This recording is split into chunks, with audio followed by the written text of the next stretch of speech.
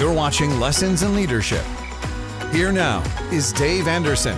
Let's talk about the 3 C's of accountability. If you think back in math when they were doing equations, and this would be like C to the 3rd power, all right, if that means anything to you, because I wasn't very good at math. But there are 3 C's that you really have to go through to visualize and effectively hold people accountable. The first starts with clarity. You cannot hold someone accountable without clarity, because the question is accountable for what?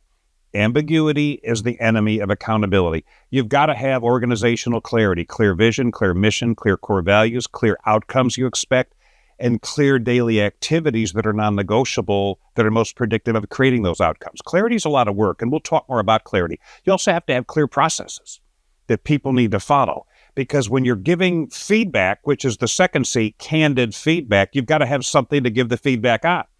You see, clarity enables strong feedback, because now when we're giving feedback, which people need, if they're doing it well, they need to hear it. If they're off track, they need correction and direction.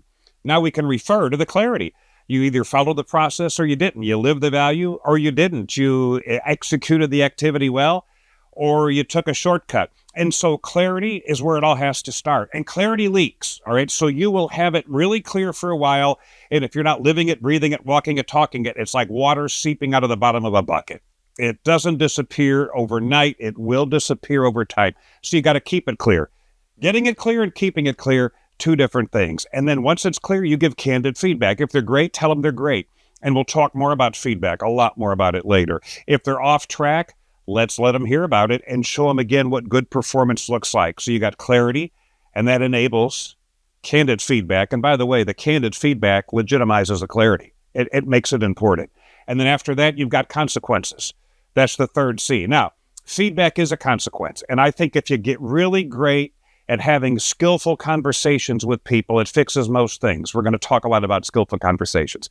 But if the conversation doesn't work, you need to elevate the consequence.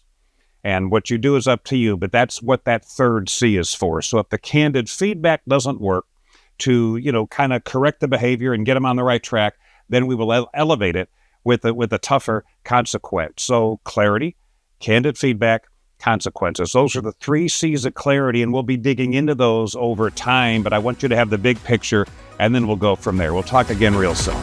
Be sure to check out Dave's book, Elevate Your Excellence, available on Amazon or at learntolead.com. Thanks for watching.